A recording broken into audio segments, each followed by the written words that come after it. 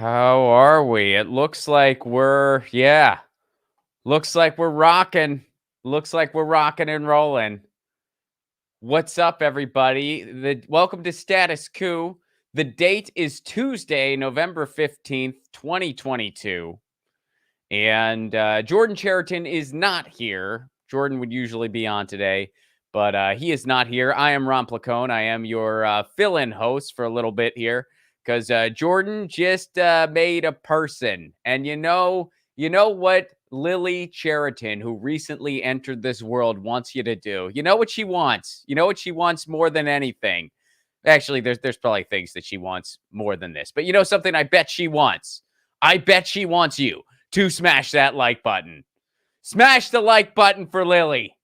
Come on. There's Jordan and his new child. So congratulations to Jordan and family. Very, very exciting time. But yeah, Jordan will not be on the streams here for a little bit. He's going to take some time to be a new dad and to work on his book. So exciting stuff on the horizon. I am Ron Placone, your guest host today.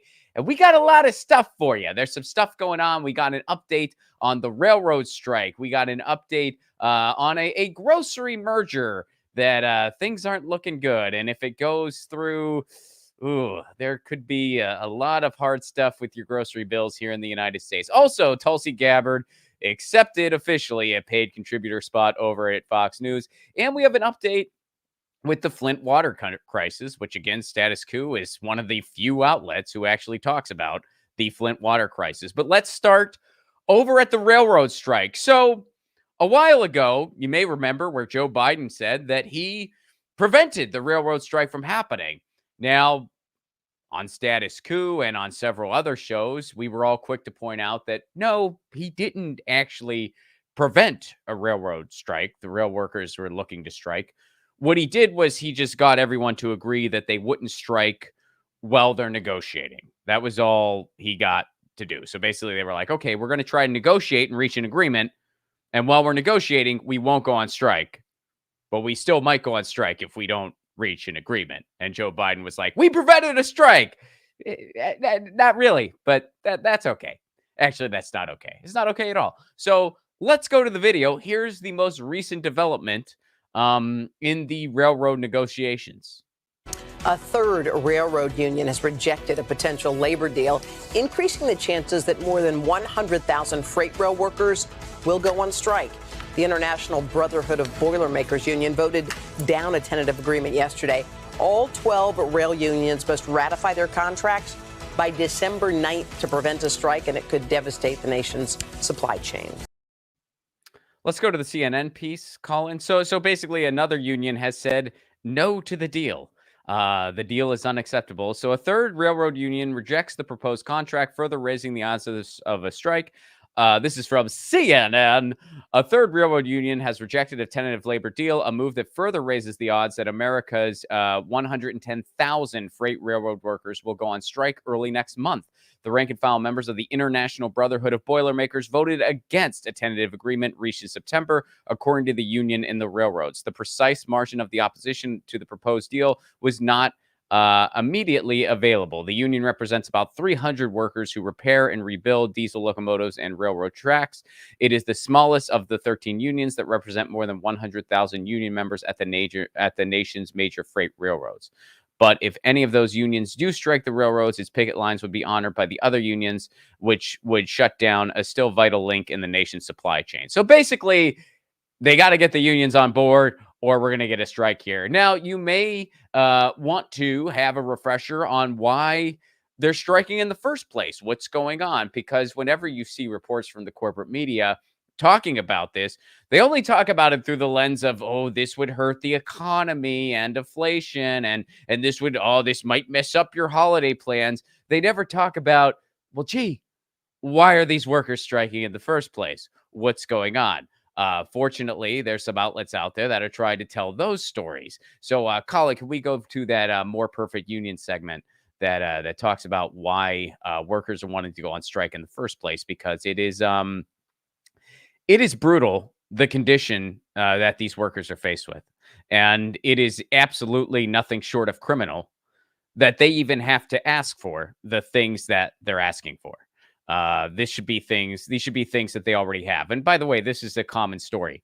Whenever these workers are striking, you're just like, they have to ask for safe working conditions. They have to ask for sick time. They have to ask for reasonable paid time off. They have to ask for living wages. You shouldn't have to ask for these things. You should just be getting them. But when you have a system that is as exploitative as the contemporary United States, well, this is what you get. Can we go to that More Perfect Union video, Colin?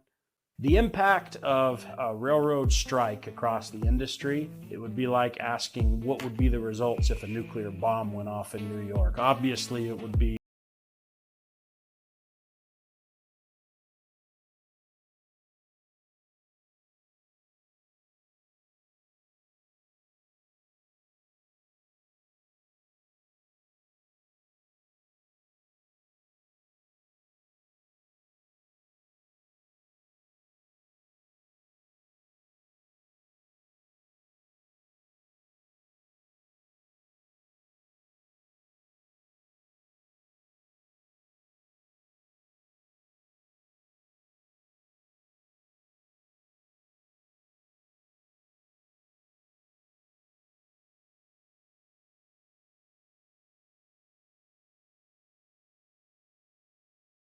not include the time that you're sitting at the away from home terminal. I mean, you might be away from home, subject to the railroad, not with your family, for 120 hours in a week. The time after your hours of service expired that you're sitting there in a siding, the time sitting in a hotel up to 16 hours without pay, and the fact that you're having to pay for those meals out of pocket. The sacrifice that we make is not being compensated. In this round of contract negotiations, I believe railroad workers as a whole want four things: an increase in their pay, they want to keep their health insurance, they want the ability to take time off when they're sick, when they need time with their family without being subject to an oppressive attendance policy, and we don't want to be forced to one-man crews the way the railroad wants to cram it down our throat. Wow. That's all they're asking for. Isn't it sick they have to ask for that? 80+ hour weeks. And keep in mind, they're on call pretty much 24/7. And what they're asking for is fair pay. Gee, you're making us do more and more with less and less. We're on call constantly. We're forking out our own dollars for our meals. We're not being taken care of. We're away from our families. We're on call constantly, up to 80+ hours a week. And all we're asking for is that we get health insurance, we get reasonable sick time. In one of the negotiations, they wanted 15 sick days, which is beyond fair. That's totally reasonable, especially given the nature of the work that they do. They were offered one. That was what happened in one of the negotiations. They wanted 15 sick days, and the powers that be said, how about one? We can do one. We can give you one sick day. You're away from your families at weeks at a time. You're on the road. You're on call. You don't know where they're going to send you next. You might be running an entire operation by yourself. We could squeeze you one sick day. One. Have you ever haggled at a marketplace before, where you're trying to buy a belt? It's $15. You offer them one. It's absolutely unreal. So this is what the railroad workers are demanding, which, again, they shouldn't even have to ask for this. It should be something that they already have. But this is what happens when you have a work culture like the one we have in the contemporary United States, because you have these people at the top. And like the video from More Perfect Union said, they're only concerned about the shareholders. So they want to stretch the workers to the breaking point. They don't care, because it just means more money for their shareholders at the end of the day. And the only way workers can strike back is by fighting back with their unions. That's the only way. And they've been working without a contract for 3 years. See, workers were expected to make the sacrifices during the pandemic. They were expected to put their health on the line and to show up and to take less during the pandemic. Meanwhile, none of that was reciprocated. We expect you to come in to help keep things functioning because we're suffering through a pandemic. Okay, well, everyone's suffering through the pandemic. Are you going to do everything you can to make sure we have a safe working place? No, we're not going to do anything. When you're bringing in record profits, are you going to share some of that with us, the workers? Nope, we're not going to do that either. We'll share it with the shareholders, but you, nope, screw you. I mean, people have had enough. And guess what? They told us who the essential workers are. We know who they are. We know who the essential workers are. They're not the people trading on Wall Street. That's not essential. You know what's essential? The people who keep the railroads going. That's moving commerce and moving goods throughout the country. The people who keep the supply chain going in the air, on the ground, and on the tracks. The people who keep your grocery stores open, which we're going to have some more on that later in the show. The people who keep the pharmacies open so you can get your medicine. Those are the essential workers. Not these fat cats over at Wall Street. And people have had enough. And now, the big date is December 9th. December 9th is the cutoff. And if they don't reach an agreement by then, and my personal take is they got to go on strike then. They can't because, the date's been pushed back a couple times. I mean, first it was like early November, then it was middle November. Now it's December 9th. If they still mess around, they're like, okay, we're still negotiating. We're still at the table. Just don't go on strike while we negotiate. No. Negotiation time is over. We're going on strike. You got to just go on strike at that point. Otherwise, they're just going to keep offering you crumbs and offering you crumbs. So I hope that these workers get everything that they are entitled to. And if not, there's going to be a strike December 9th. And it will disrupt a lot of folks' holiday plans. It might disrupt your holiday shopping. But the people to blame are not the railroad workers. The people to blame are the people who are exploiting the railroad workers, who have pushed them to their breaking point. So keep that in mind. All right, let's go on to the next on the docket here. Tulsi Gabbard. Oh boy, Tulsi. Man, I wonder what's going to happen during her Fox News tenure here. So Tulsi Gabbard is a figure in American politics that I really do not enjoy talking about. And full disclaimer, I've been openly admitting this. At one point, I thought very highly of Tulsi Gabbard. There was a point in time where I thought, she was, first of all, I thought she was sincere. And I thought she was, calling out the war in a way that nobody else was. And I appreciated that about her. I didn't support her for president in 2020. I supported Bernie. But, before Bernie got in the race, and even after he initially got in the race, I was kind of wondering, well, is it going to be Bernie? Because, before Bernie got in, we were like, well, if Bernie doesn't get in, who might make the jump? And even right after Bernie got in, I think a lot of us were timid and we were like, gee, is 2016 going to happen all over again? And do we maybe need somebody who's going to be such a firebrand that they're not going to let it happen again? They're going to be so loud and we're going to be so loud that they won't be able to cheat us a second time. A lot of us had that concern. Now, it turns out that was a valid concern. I mean, look at what happened in 2020. So that was a valid concern. However, I at one point thought, gee, maybe the answer is Tulsi Gabbard. Boy, was I wrong on that one. Boy, was I wrong. Now, of course, I ended up supporting Bernie in 2020. I canvassed for Bernie. I voted for Bernie.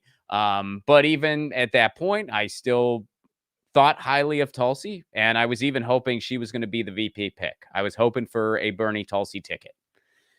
And then things started slowly but surely changing, where Tulsi Gabbard, first she pivoted away from Medicare for all.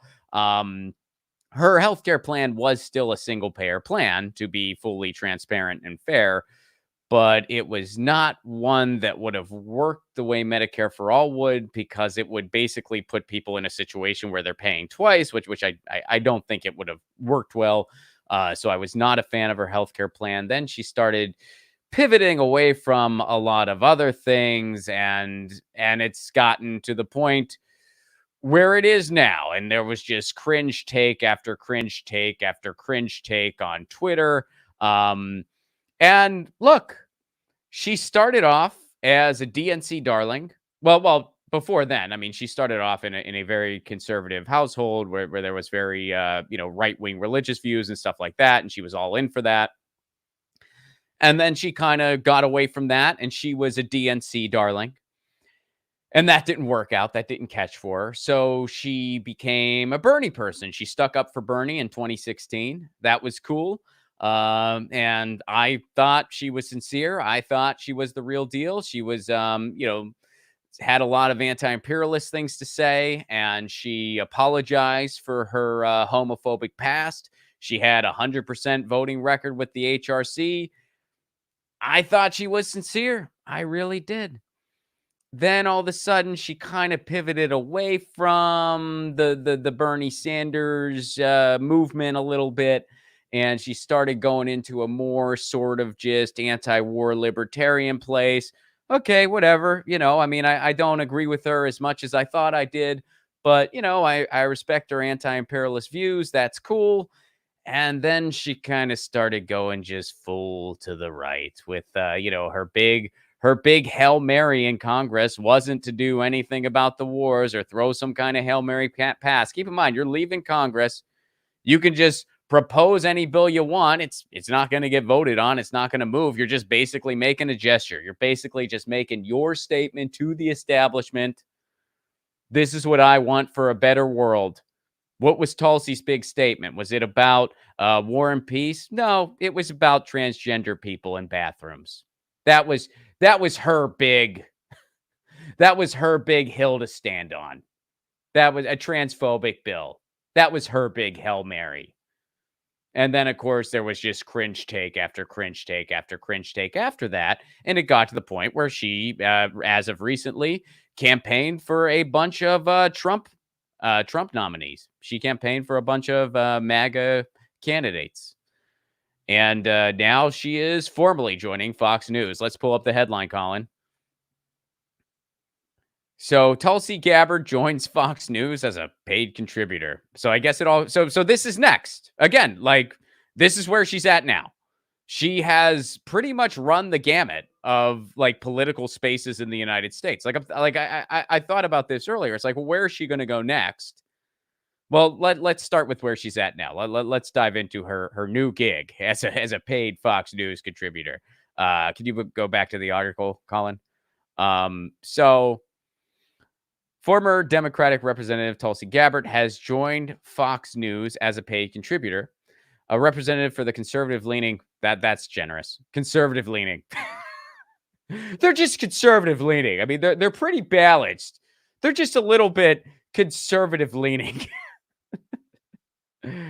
Wow. A representative for the fringe right-wing news network that pretty much doesn't exist anywhere else to the extent it does here. Cable channel confirmed Gabbard signed a deal Monday and will start appearing on its programs next week. A few hours after the report dropped, she guest hosted Tucker Carlson Tonight for at least the second time. This is from Mediaite, by the way. In recent months, Gabbard has made numerous appearances on Fox News and other right-wing outlets where she bashes her former Democratic colleagues on a myriad of subjects that include aid to Ukraine, big tech, and, quote, woke gender ideology. Wow. In October, she announced her departure from the Democratic Party, which by the way, we've talked about this stuff. I don't want to revisit it too much, but when somebody leaves the Democratic Party, usually I don't see that as a bad thing. Usually it's okay, yeah, we got to break up the duopoly. But in her case, it's she's leaving the Democratic Party for all of just the most random reasons that make no sense. And it's just a total word salad about all of these nonsensical culture war, transphobic, homophobic scapegoats. Basically, that's all it is. It's just scapegoating marginalized people to further a right-wing agenda. And she has co-opted that language and she is singing that tune, and it's gotten her to a place on Fox News, which goes And for most people who have been following her, and especially those of us who at one point thought she was sincere, this kind of says to us, I guess this person was never sincere about anything. She changes like the wind. So, every now and again, people will be like, well, Tulsi had a good take on that, such and such and such. Even if that's the case, is she sincere about it? Who knows? Who the heck knows? Who knows where she'll be a year from now? Again, she's run the freaking gamut. We walked you through it. She's pretty much checked every lane. Now she's in just the Fox News Republican lane. Where's she going to go next? I mean, what in 2 years is Tulsi going to be like part of some anarchist commune somewhere? like where else can she go in the political spectrum of the United States? Where else can she go? Because she's pretty much just run the gamut here. So this is where she's at now. She's at Fox News. Wonder where she'll be next. Who knows? In the article, and we don't need to get into the whole thing, but apparently she did push back on Sean Hannity in some context. I have not seen it, so I can't comment on it. But it'll be interesting. And personally, I have no interest in what Tulsi Gabbard does at Fox News. I doubt it will be something that will be talked about much. It just really goes to show you, if someone transported back to February of 2020 and then just put me in a time machine and brought me back to today, and I'm looking around and Joe Biden is president, Tulsi Gabbard is a Fox News contributor. They'd be like, the pandemic. I'd be like, the what? They'd be like, oh, just wait. Things get weird. So, it's tough when, because again, all these things I'm saying about Tulsi Gabbard, I feel this way about most politicians, quite frankly, and she is technically not a politician anymore. But I think most politicians in the United States, you can say that about. What do they stand for? Who the heck knows? They stand for what the donors tell them to. It's just with Tulsi Gabbard, it hits a little harder because at one point, I thought this person was different. At one point, I thought Tulsi was a little bit better than the regular politician in the United States. And I was wrong. I was wrong about that. And for 2 years and counting now, I've been saying, yep, I was wrong. So, yeah, there you go. So she's going to be on Fox News now. You can catch her takes and see where they go. I mean, what if she runs the gamut? What if she goes back? What if somehow she goes back to? It's not going to happen. But that would be. I guess that's the racket in American politics. I mean, we are a contemporary society where people have an attention span of about 48 hours. It's like Gore Vidal called it, the United States of amnesia. So if you're just kind of looking to be, a figure in the political scene, which I think at the end of the day, that's all Tulsi Gabbard wants. I think she just wants a lane. Try them all out. DNC. Nope, that's not working. All right. Bernie camp. Nope, that's not. All right. How about this libertarian thing? No, that's not working. Well, MAGA. Let's try that out. Fox News. Okay, that's probably a lucrative gig. Let's see where this goes. I just don't know where can you go next? That's the $1 million question. Where could she possibly go next? As far as like the Overton window in the United States. Anyway, I guess we'll find out. She'll probably go somewhere next. Or maybe this is her final point. Maybe this is her true self. Maybe she's just always been this homophobic, transphobic, GOP embracing operative. Maybe that's where her passions lie. Who knows? I have no idea, honestly. I don't know, I don't know if anyone knows for sure if she is sincere about anything. So who knows? So there you have it. She'll be on Fox News, which, Fox News is a great channel to watch if you like having heartburn, I guess. Like, you certainly don't get news from Fox News. I mean, it's just, It's just like anger porn is basic. I mean, it seems like the most boring gig one could possibly have. Just going on Fox News and just manufacturing anger about stuff that really is just it's just hyperbolized fluff. They're just basically like, the problem is the immigrant, the problem is the transgender person, the problem is the brown person, the problem is everything except for the corporatocracy that keeps you down. We don't want you to know that part. And the entire corporate media does this. It's not just Fox News, by the way. Like, they all do this. Fox News just puts the very blunt, in your face, right wing face on it. But it happens everywhere. The same thing happens at CNN. The same thing happens at MSNBC. So now Tulsi Gabbard is, is part of the Fox News core. So how neat. All right, let's move on. So now we're going to go to Flint, the Flint water crisis, which is still going on, still happening. Flint still doesn't have clean water. And by the way, it's not just Flint. There's other communities in the United States. Also, Jackson, Mississippi. Nobody talks about that anymore. The corporate media talked about it for like a day, and then they were just like, yeah, no, I guess we fixed it. No, we didn't. No, we didn't.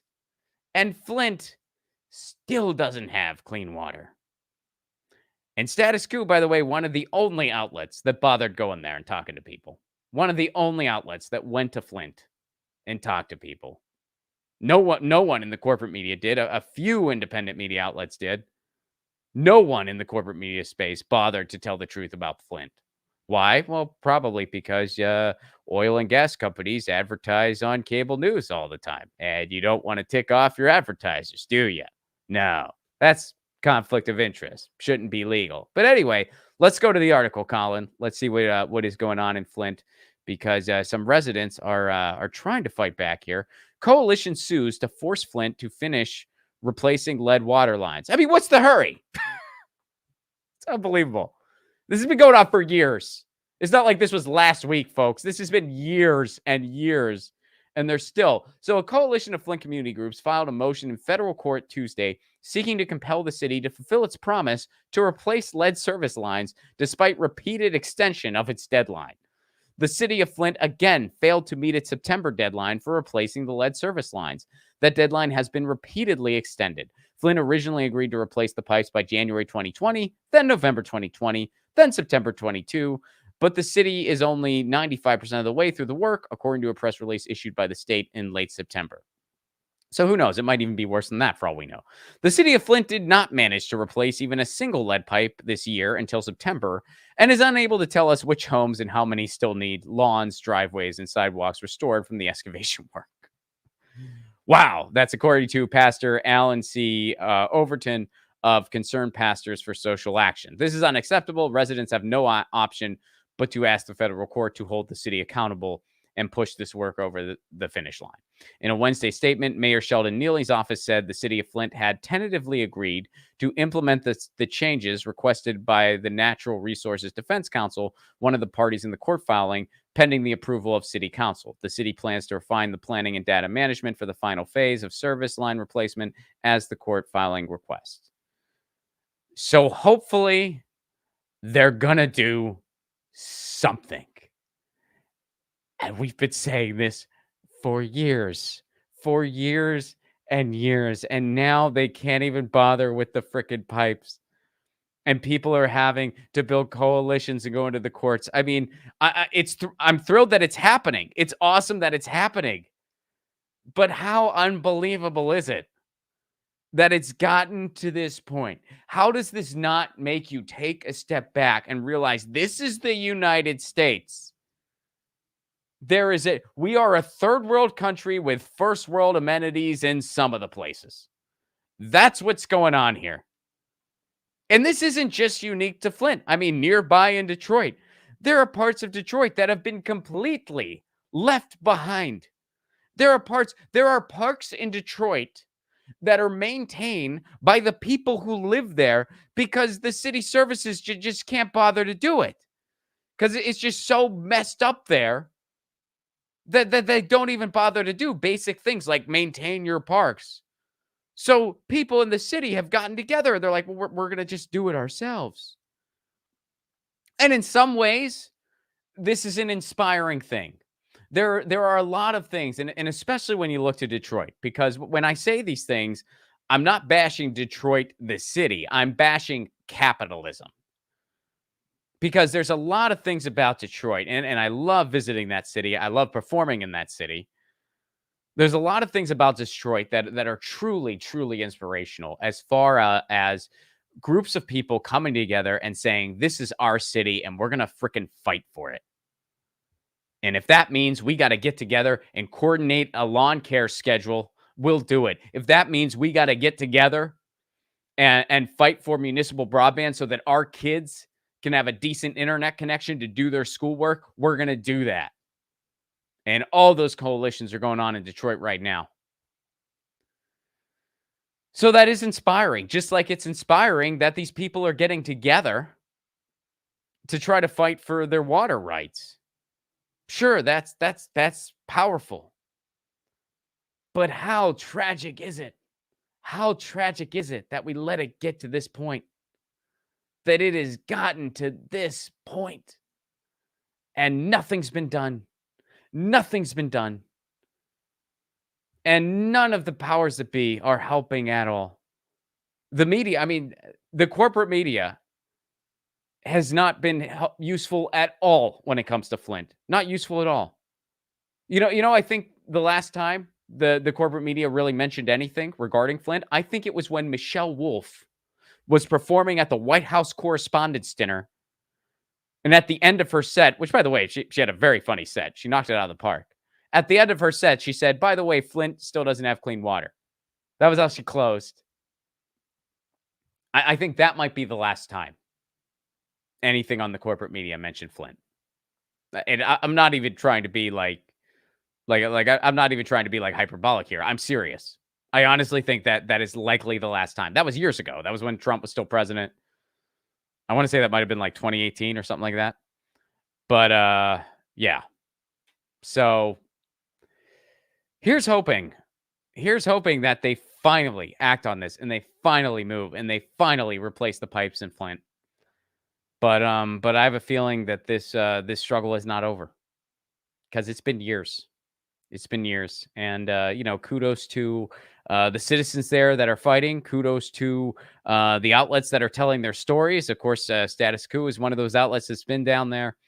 And hopefully we get to the other end sooner than later. Because water is just a little important. Just a little bit. Just a little. You kind of need it. You kind of need it a little bit. And they even realized that eventually in Idiocracy. Eventually they realized, we can't water our plants with Gatorade, huh? Yeah, water's a thing. We should really take care of it. Folks, smash that like button. Smash it. Smash the like button. And again, before we get off of Flint, I mean, if you are able, again, Status Coup, one of the outlets that was there telling the stories on Flint and continues to tell the stories on Flint, independent journalism, which this country desperately needs, it is not free to do. It takes a lot of time. It takes a lot of resources. So if you are able to become a member, know that you are supporting on-the-ground journalism that tells the stories of places like Flint. That's what you're supporting when you join this network. So go to statuscoup.com/join. There's membership phone calls where you get to interact with everybody and have a say in what gets covered. And I might even be doing a couple pop-ins on those in the future. We'll see. Jordan and I have talked about it briefly. We'll see what's going on there. But yeah, so statuscoup.com/join. I believe memberships start at $5 a month. And you're helping out, support indie journalism, y'all. Indie journalism. All right, let's go to a scary grocery merger that by the way it's not looking good. And we'll get into more of what's going on. Let's go to the video from More Perfect Union first. Colin, here is a select selection. Wow, that was bad. Here is a snippet, which, by the way, please do leave a selection of super chats, and we'll get to them at the end. We'll get to all of your super chats at the end of the stream here. Please do drop your super chat. I want to chat with you. Leave your thoughts, leave your concerns. It helps keep the show on the air. But anyway, Colin, let's go to the More Perfect Union video about the merger of Kroger and Albertsons. If you walk into any grocery store in America, there is a pretty good chance it's about to be owned by one single mega grocery store corporation. And that's really bad news for the prices you pay. A massive supermarket merger could change how millions of Americans shop for groceries. Kroger, the nation's largest supermarket chain, is merging with its rival Albertsons, Potentially creating a grocery empire. Safeway, Ralph's, Smith's, Harris Teeter's, Shaw's, King's, Randall's, and about 25 other brands will all be owned by a single company if the Kroger-Albertsons merger goes through. Now, they claim the merger will, quote, lower grocery prices. Should we take Kroger and Albertsons executives at their word? In a word, no. In 6, get the fuck out of here. This mega grocery store merger is bad news for everyone, except a few top executives and shareholders on Wall Street. If allowed to go through, this massive new firm would command over $210 billion per year in sales, or over 15% of the U.S. grocery market, and the lives of over 700,000 people who stock, pick, sweep, or ring registers on your behalf. To put it bluntly, this deal is an antitrust travesty. In a time of record food prices and skyrocketing corporate profits, it should be criminal in the moral sense to even suggest it. So that's what's going on. Kroger and Albertsons are trying to merge. Now, what exactly is the state of that, you say? Well, it's a little bit in limbo. So they agreed to it. Kroger and Albertsons, they agreed. They have put out press releases already. They want to go through with this merger. Now, some antitrust enforcement has sent them a letter, and they basically said, please allow us to do a review. Let's kind of pump the brakes a little bit. Let us do a thorough review here, which, I would like to think that their review would give them the obvious of, hey, this is a bad idea. You shouldn't do this. But who knows? I mean, they don't actually always really enforce the things they say they're supposed to do. The attorneys general in California, this is according to Cal Matters, and 5 other states have filed lawsuits to halt the $4 billion dividend until a regulatory review of the merger is completed. But a federal court has denied that petition. Now, fortunately, this is from Cal Matters. A Washington court has issued a temporary restraining order, but it's only a pause on the payment. So basically, things are moving forward, unfortunately, but the ink has not necessarily dried yet. In short, that's what's going on. They're saying we should be able to do a review. A court is saying, okay, we're going to put a pause on the payment. But as far as the lawsuits really trying to stop this thing, no, we're not going to let you get that far. So it's not looking good as far as this merger. This merger will likely go through. And the results could be absolutely disastrous. And now we're going to kind of go into why. You might be thinking, oh, Rod, there's only a handful of grocery chains anyway. I mean, whatever. No, it can get worse. And it's about to. And we'll kind of make a little comparison here for you, folks. You may have heard about Ticketmaster and what was happening recently with Ticketmaster, where tickets to get to attend some concerts, notably Bruce Springsteen, and I think there was another one that got news recently. Springsteen's the only one I recall because I actually listened to Bruce Springsteen. But tickets for those shows were going for up to $5,000 a ticket. And people were like, what the heck? I know that the top seats are expensive, but $5,000 for a concert? Holy what? Well, that was going on because Ticketmaster has a near monopoly on the concert industry, and they were doing a market ticket pricing where people were basically just going and bidding on things. So it was making prices completely outrageous. Let's watch that video for a brief second. Here's another video that features Cory Doctorow and More Perfect Union. Let's go there briefly, just to give you a quick snapshot of what's going on with Ticketmaster. Would you really pay $5,000 to go see your favorite band? No. I can't do that. That's a bit much. We can thank a predatory new business practice for that. It was introduced by Ticketmaster, and they call it dynamic pricing. It's an experimental technique, and it's pissed off everyone, from fans to venues to performers themselves, including the boss. So, how can Ticketmaster get away with it? Because they are the bullies of the music industry playground. Ticketmaster and Live Nation, which is the same company, but we'll get to that later, can basically do whatever they want because they have seized control over every aspect of the live music industry by creating a monopoly. This ticketing cartel has the power to destroy venues and artists who refuse to work with them. They even have their own resale platform, and they encourage and incentivize ticket resellers to gouge fans. All of these exploitative practices make Ticketmaster execs very, very rich. Live Nation CEO Michael Rapino made $70.6 million in 2017. That's one of the largest CEO pay packages ever. But here's the twist. This entire monopoly was helped along and enabled by our elected leaders. So they allowed Ticketmaster and Live Nation to merge. And what Ticketmaster also did, and they go into this later in the video, we're not going to watch the whole thing, it's kind of long, but Ticketmaster also gobbled up other smaller ticket companies that were meant for smaller venues. Ticketmaster bought them out. And to be honest, I mean, that's why as a performer, I always tell people I avoid Ticketmaster to the absolute best of my ability. But it can be hard to avoid because I might find myself or anybody at my level might find themselves performing at a venue that has a contract with a ticketing company that I might not even be aware is owned by Ticketmaster because they own so many of them that it's like you're not always sure which ones Ticketmaster do and don't own. So when I'm performing at a venue that's under a contract and I can't do my own ticketing. Now, I always try to do my own ticketing when I can. And, you know, the ticket company that I use has no affiliation with Ticketmaster. It's just an independent ticketing company, and they're very transparent with everything. And, you know, it's just a better way to do things.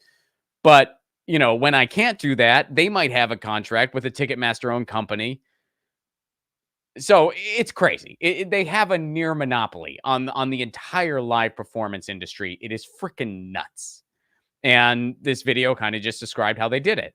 They merged with the biggest concert promoter because Live Nation was going to do their own tickets. They were like, we should do our own tickets because we have all the biggest concerts. Ticketmaster was like, no, merge with us. And then Live Nation said, okay, I bet we can make a lot of money together. And then they just gobbled everyone up. And what did it lead to?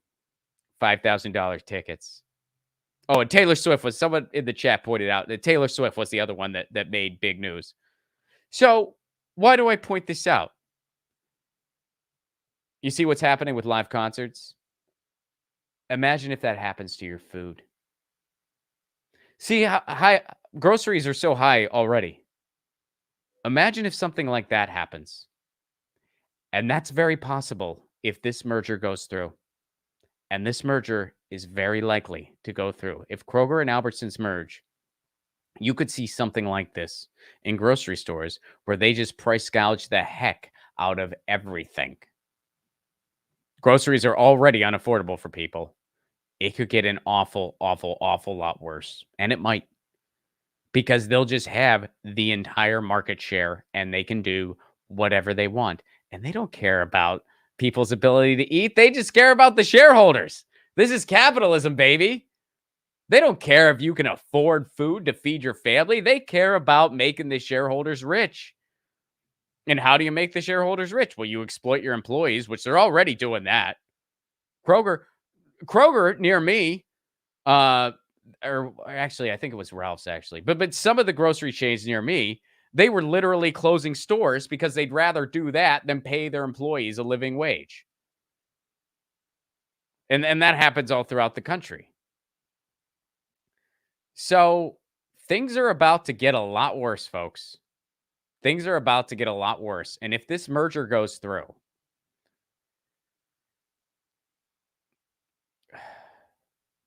if you can grow food, do it. If you have community gardens in your area, support them. Support them the best you can. You should have a list of people who get your compost. I mean, I'm not trying to be like doom and gloom or over alarmist here, but I am saying it is good to be prepared. Do the best you can in your environment. If you live in an urban area, it might not be easy for you to have a big old garden. If you live in a rural area, you might be able to do that. I recommend you do it. And if you're in an urban area, there's all types of urban farming. Support that or learn how to do it yourself. This is coming from a guy who killed 2 tomato plants and a zucchini plant. I freaking tried. I really did. My gardening experiment failed miserably. Some of you who followed along with my my progress over on Get Your News On with Ron know that. Might be in the chat right now. Like, dude, he can't grow shit. I don't know what he said. I know. I failed so miserably. It was kind of embarrassing, especially since like one of my old neighbors is an urban farmer. He specializes in, urban community gardens, and that's his job. And he's able, like, he freaking grows these like crazy big mushrooms and stuff. Not the fun kind, the eat kind. But I guess technically they're all the eat kind, but you know what I mean. But he grows those, and they're freaking huge. And he grows them in his garage somehow. And he gave me this tomato plant. He's like, Ron, I'm pretty sure you can't screw this up. Au contraire, mon frere. I completely killed that thing. I thought I did everything right. Somebody sent me a shade cloth to my P.O. box, but it was too little too late. I appreciate that. By the way, still curious who that person was. You did not ID yourself. If you sent me a shade cloth, please let me know so I can say thank you. Thank you, kind stranger who sent me the shade cloth. I tweeted it out. I was like, whoever sent me this, thank you. But yeah, I failed miserably as a gardener. But there's a wonderful community garden down the street from me, and they get my compost. There's another community garden I go out of my way to support as well. Have a good relationship with your farmers markets. Go to your farmers markets. Join a crop share if you can. I'm serious, folks. Again, I'm not trying to be over alarmist, but I am saying if we change our food habits, and that's something that we never talk about in the United States. It's a lot of other countries. It's more important, like slow food movements and stuff like that. That's a big deal in a lot of other countries. It's not here. And I can tell you what, that's a big part of our problem. Not just because we're going to get price gouged to high hell, but also because our food's not healthy. Our food is not freaking healthy. It really isn't. I was over in Italy and I just realized, I was just like, oh my God, I feel so great all the time. Why is that? Well, it's because their food doesn't have all the shit in it that our food has. And they have real freaking coffee. The coffee's real. So I just felt great all the time. And then I came back here and within the first couple of days, like my stomach wasn't feeling great. And I'm like, oh my God, like, why do we? And you can go online and you can compare and contrast. Even with the UK, you can look at products that are made for both the UK and the US. And you can see how in the UK, the ingredients are totally different. And in the UK, it's like real freaking food. Like if you buy oatmeal in the UK, Quaker oatmeal, the first ingredients are going to be strawberries, if it's strawberry oatmeal, and oats. Those are going to be the first ingredients. And the first ingredient in the US will be like highly processed cornstarch oatmeal farts. Blah, blah. It's unreal. It's crazy. Even something like a soda, you're going to see, which soda's not healthy for you anywhere. But in other places, it's like, hey, this is real freaking cane sugar that we use. In the US, it's like, we use high fructose corn syrup and the ball sweat of a freaking roach. It's disgusting. It's absolutely disgusting. And I'm not saying that you can probably get all your food needs met by just having a better relationship with community gardens and stuff like that. But if you can at least make a big dent in it, where like, let's say all of your produce needs are being met from your community, which is an attainable thing to do, that's a huge step. That's a huge start. So, I mean, we need to start thinking local. I mean, we always have, but now more than ever.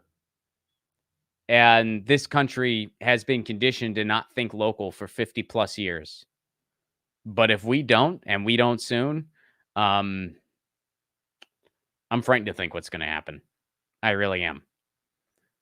Because it could get really freaking bad. It could get really, really, really freaking bad. Oh, that's the other thing about so when I was in Italy recently for a family affair. One of my Italian cousins got married, and you know, I ate well. I enjoyed myself, and I was a guy on vacation, which means I was eating restaurant food. I was eating cannoli like it was going out of business. Especially since I was down in Sicily. That is the motherland of the frickin' cannoli, which is my favorite dessert. So I was having one of those a day when I got back from Italy, and I stepped on that scale. I lost 1.5 pounds. I lost 1.5 pounds. Again, because there's not all kinds of shit in their food. So even eating in vacation mode in Italy is healthier than just eating regular in the United States. And by the way, I'm a guy, like I said, all of my produce comes from local farms and stuff like that. Like I try to eat relatively healthy, but I still eat, bread from the US and whatever else. And man, I don't know why we tolerate. I mean, it's just so freaking nuts. The stuff that we just passively tolerate it. Where no one talks about this stuff. Shows like this are the only place where they'll ever talk about any of this stuff. But it's like if we really changed our food culture, it would make such a huge difference in this country. So frustrating. All right, let me go. Let me get to the super chats, which, by the way, leave one and I will get to yours before we sign out here. Let's see here. Venetia David, what's up? Speaking of the UK, shout out Venetia David. Thank you so much. Ron Placone is the best host ever. Aw, Venetia, that is so kind. Thank you so much for that. Mike Thompson, what's up? Thank you for your super chat contribution. Carlos Magus, General Strike, hashtag General Strike. I am with you, Carlos. Thank you so much for that. D Nord, what's up? You also stay hashtag General Strike. I'm with you. General Strike ain't going to be easy, but what choice do we have? Carlos, what's up? You're back. When was the last time MSDNC or Corp NN had her on? I think that was in reference to Tulsi Gabbard. Serious answer to your question, on the campaign trail, probably. Yeah, on the campaign trail is probably the last time that they had Tulsi Gabbard on. And again, I'm not saying that MSNBC and CNN are any better. I think all of the cable news networks are equally terrible. I think their business model shouldn't be legal. So, this isn't like really a worthwhile compare and contrast thing or anything like that. So, yeah, I guess Tulsi Gabbard is going to the news network that wants to have her on. And why do they want to have her on? Well, probably because she's out campaigning for MAGA candidates now. But, yeah, chances are the last time they had her on was on the campaign trail. And they probably didn't give her a fair shake. I mean, there were plenty of times where, Tulsi Gabbard has been on talk shows where she was actually making points about, against the war and stuff like that. And the hosts were very ill-informed on the topic or whatever. So, yeah, that all happened. And, that was during a time where I really thought she was sincere about things. And I don't feel that way anymore. Andy P, what's up? How are you? Thank you so much for the super chat contribution. You help keep this show on the air. And you say, thanks for your hard work. Thank you so much for that, Andy P. And Carlos, you are back on as well. RBN is on. Gotta run. Well, thank you for hanging out, Carlos. Good to hear from you. Hope you are well and healthy and happy and that you're rocking your community garden. Jean Genevieve, what's up? Thank you for the Rockfin tip. Thank you very, very much for that. I hope you are well. Venetia, what's up? The mystery has been uncovered. Ron, I sent you the shade cloth. Sorry, I forgot to put my name. Venetia, Now I feel doubly bad because I know that you are not domestic. So you sent me a shade cloth all the way from the UK and I freaking killed my plants anyway. Man, I am sorry, Venetia. Now I feel even worse. It's like, yeah, you killed the plants. Someone bothered sending you a shade cloth. And that person said it internationally.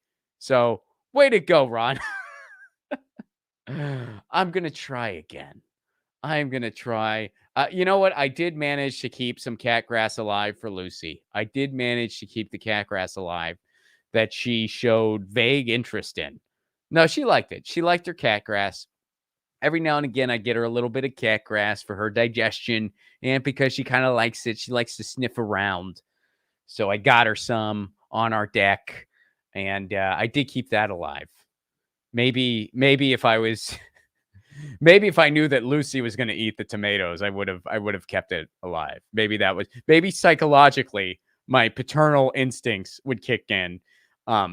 Which by the way, I'm not. I mean, I am a cat parent. That is it. I'm not a real. I mean, Jordan's doing the human thing. I just got my fur gal Lucy, and I don't really. I mean, I feel like it's more of a human and pet. That's more of a companionship. I mean, yeah, like you take care of them, you feed them, it's stuff. But I mean, yeah, like I feed her because she doesn't have.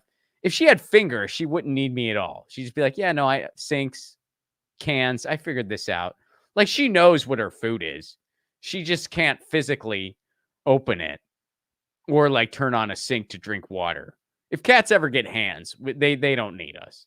Hopefully, they'll just hang out because they like us. But we'll see.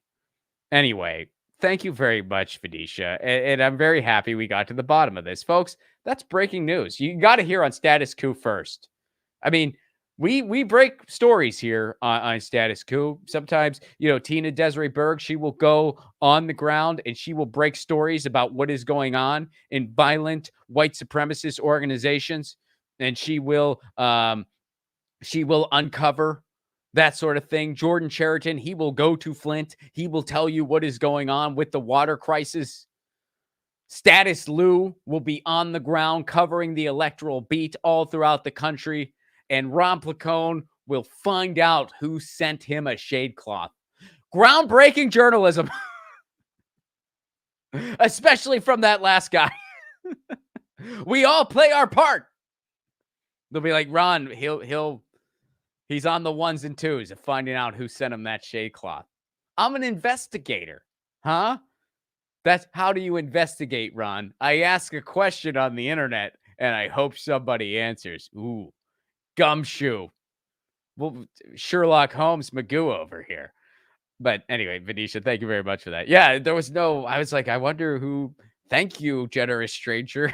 But thank you for that. I appreciate it very much. Michael J, what's up? You're the man, Ron. Excellent topics. Thank you so much for that, Michael J. You are very, very kind. I appreciate that very, very much. Oh, and by the way, we'll do one quick update too here before we go.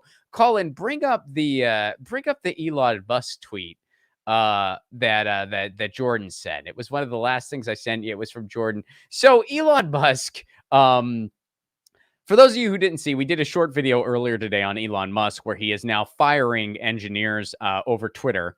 He's getting into Twitter discussions with them and then firing them on Twitter. And he's also surveilling. He was surveilling the Slack chat that they had. He was monitoring that. And the Slack chat was meant for people to vent about the company. But if they vented about the company, which is what it was meant for, he would monitor it and he would fire them. That's what he was doing. So it's pretty ridiculous. And here, like pull up the main tweet again. So here's something else he did. He was trolling somebody. So just got fired for shit posting. I said it before and I'll say it again. So Elon's now firing people via Twitter. And he's doing it via the libs of TikTok, which I think the libs of TikTok thing, it's like some weird right-wing, basically troll thing, I guess. I don't know everything about libs of TikTok. Tina Desiree Berg knows more about it, but I think it's like some kind of like right-wing trolling thing, right? And now Elon Musk is using it to to fire people. That's what it is, right, Colin? It's like a right-wing trolling thing. Is that correct? Yeah, they send like essentially targeted harassment and stuff like that. Okay. All right, cool. So I just wanted to, Colin on the ones and twos, everybody. Colin, I believe Colin has a dog fur baby. He has a fur baby of the canine variety, which is also wonderful. I love them both. But yeah, so there's another update on Elon Musk today. He's trolling people with the help of libs of TikTok. He's firing and trolling people over on Twitter. Wow. It is amazing. It really is. And by the way, this should bother you. This should bother you that a billionaire can buy a platform that millions of people use on a daily basis and just do whatever they want with it. Here's the good news, folks. You can start fighting back.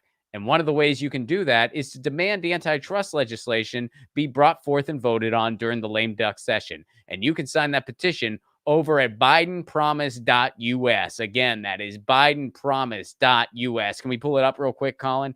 Bidenpromise.us that demands that a vote happens right away on antitrust legislation. Tell President Biden, don't cave to big tech. Again, that is bidenpromise.us. And before we get out of here, I'll also make another quick announcement, folks. Tour dates. I got them. January 28th, I will be in Tucson, Arizona. That is a stand-up show, and we're going to do a screening of my short film Loner. So it's a movie and a stand-up show. And you can use the promo code Lucy at checkout, and you'll get a discount on tickets. That's an early bird special. It's not going to go on forever, so get your tickets now. That's January 28th in Tucson, Arizona. It's a Saturday night, so even if you're not in Tucson, makes it a lovely weekend. February 10th, I'll be in Los Angeles, California. My first show of 3 at the Glendale Room. I'm doing a 3-show residency, working out my new hour for 2023. February 17th and 18th, San Diego, California. April 14th, I'll be back at the Glendale Room in Los Angeles. May 12th, back at the Glendale Room in Los Angeles. Those are all Friday night shows. So if you're thinking about doing a long weekend in Los Angeles, do it on one of the weekends. I got one of my shows. Come hang out. It'll be a fun time. You can get all those information and tickets at ronplacone.com. Thank you again to all of our super chatters. Venetia David, Mike Thompson, Carlos Magus, D. Nor, Carlos Magus again, Andy P., Carlos Magus, Jean Genevieve, Venetia David, and Michael J. Thank you guys so much. You help keep the show on the air. I believe Kimberly will be here tomorrow. And this has been Status Coup. Don't go to statuscoup.com/join if you are able. And we'll see you tomorrow. Peace.